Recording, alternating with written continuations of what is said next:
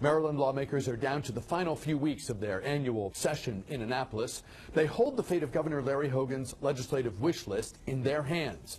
A Republican running in a state dominated by Democrats, Hogan won an unexpected victory in November by a comfortable margin, pushing tax relief and restraints on spending. But now he's running into some challenges, winning support for his agenda. I spoke with the governor one-on-one in his State House office.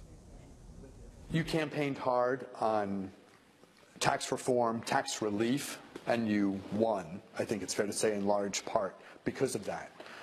Can you give us your reaction to what the legislature has done so far, particularly on the area that generated so much discussion during the campaign, the stormwater fee, the so-called rain tax?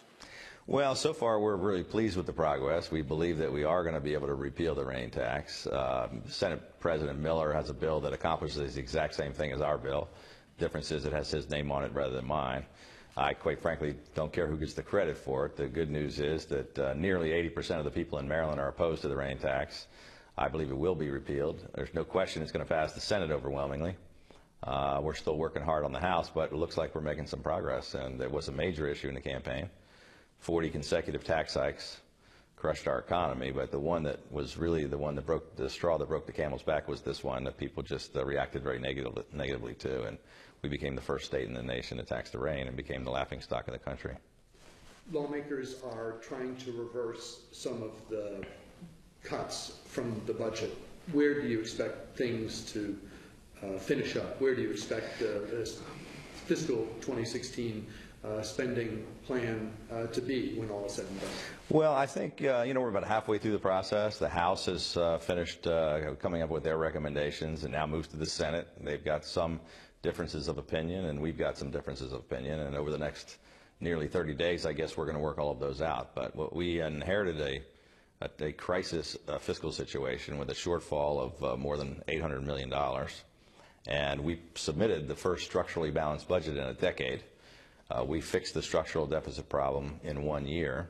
And what the House has done, they've come 3/4 of the way towards our solution by taking care of 75% of the problem this year and pushing more of it off to later years. So we're not pleased with everything the House did, but we complimented them on their hard work and the fact that they are, for the first time in a long time, actually starting to talk about fiscal responsibility, and this will be the first session in at least a decade where they haven't had tax increases. So, and we're still pushing very hard on 5 different tax relief bills that are still potentially going to get through as well.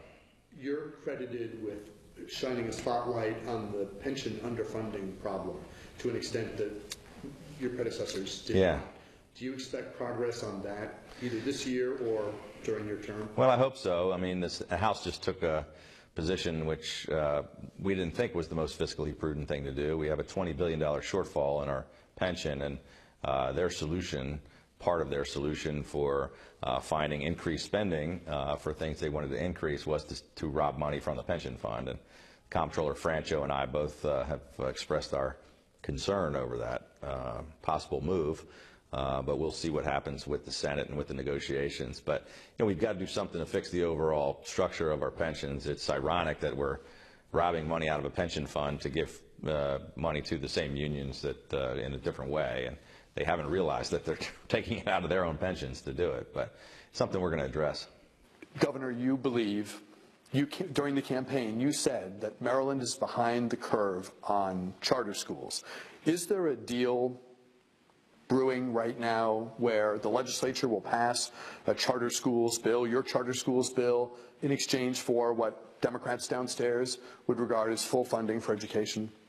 Well, there's no current deal on the table, but we're certainly hopeful that we can do something about charter schools and find agreement on education in general. I mean, education is my #1 priority. I mean, if we look at our budget, we had across the board 2% cuts in every agency, but we increased spending on education. No other governor in the history of the state has spent as much on education as I have. We've also said with the legislature, if we can find ways to even increase it further from what we've already increased it, we'd be willing to consider that. There's no direct correlation, but we are. My goal is, I believe every single child in Maryland deserves a great education, regardless of what neighborhood they happen to grow up in. And it's disgraceful that Maryland is now last in the nation in charter schools. I think it does provide an alternative and an option and choices for kids, particularly disadvantaged kids in tough neighborhoods, to give them another option to get that education. Our charter school bill currently is so weak, which is why we're last in the country. We want to open it up to encourage more charter schools. I believe that the President of the Senate agrees with that. We don't agree on every detail, but I believe some charter school improvements are going to come out of the legislature by the time we're done. Governor, you've established a task force on the heroin epidemic, and they met for the first time just yesterday. What do you hope this task force produces?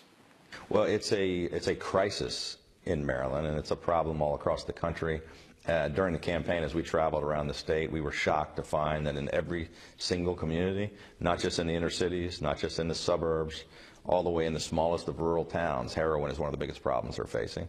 I came up with a plan to, number one, have an interagency task force where we bring all the agencies together that have any relationship with this problem. Lieutenant Governor Boyd Rutherford is going to chair that.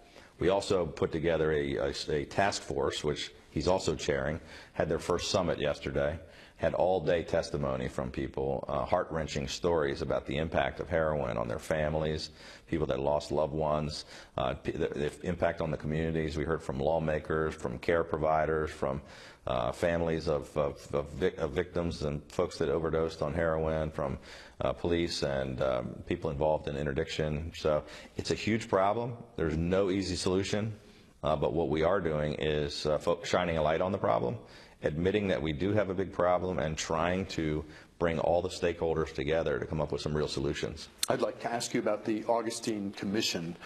Do their recommendations for making Maryland more business-friendly, did they meet the mark? And do you, how optimistic are you that you can work with the Assembly to grow jobs and to make the economy here stronger? Well, it's been my primary point of focus for at least 4 years now. I started a group called Change Maryland, the largest nonpartisan group in state history, 150,000 people involved. And our primary focus for 4 years was making Maryland more competitive. I became the leading voice on this topic, and we focused on it like a laser beam. It's what our whole campaign was about. It's why I'm governor. We did 2 years in a row. We put together a business summit, Change Maryland Business Summit, on improving Maryland's economic competitiveness. A few weeks after our second annual one, Mike Miller and Mike Bush decided that what we'd been talking about for 4 years made a lot of sense. They also decided to get involved and appointed this task force, the Augustine Commission, which came back with some pretty good recommendations, almost all of which are things that we've been talking about for 4 years. So there's about 90% of it we agree with. There are a couple of little things that we disagree with. They want to create more bureaucracy and more departments and spend more money, and we think it's going to be more cumbersome. Overall, much of what they're talking about is great, makes sense, we need to do it. However, we cannot make Maryland more competitive. The number one issue is taxes. We're the 5th highest tax state in the nation. Businesses are leaving in droves as a result of our tax policy. So while we're talking about making some positive changes, we cannot make Maryland as competitive as it needs to be if we don't address the tax relief that's going to make us more competitive with the states in the region. With both the Maryland men's and women's basketball team getting ready to play in the NCAA Tournament as high-seeded teams, this has got to be an exciting moment. Your thoughts? Well, it's very exciting, and I mean, you couldn't be prouder of our teams. You know, the women are the number 1 seed. I know the men are a little disappointed. They're a number 4 seed, but I'll tell you what, we have a great opportunity. They're both terrific teams, very proud of them. I didn't get a chance to see any of the women's games yet. Hopefully, maybe I can. I was at the Maryland game with President of the Senate, Mike Miller. We saw the Wisconsin game where we knocked off the number 5 team in the nation. That was pretty exciting. But we're proud of them. I hope when they go, I'm going to pick them to go all the way. Both of them, obviously, we're going to be rooting for the Lady Terps and the Men Terps, and I hope that we can make it all the way through to national championships in both. How about that for a goal? That would be awesome. So it's crunch time here in Annapolis, crunch time in the session. Fair to say you'll have one eye on the legislature and one eye on TV? You know, I understand the first game is Friday afternoon. I'm thinking maybe it would be a good idea. We'll go over to Government House across the street, invite some legislators over. We'll watch the game. Maybe we'll solve the whole budget crisis. Our one-on-one interview with Maryland Governor Larry Hogan, an interview we taped in his State House office.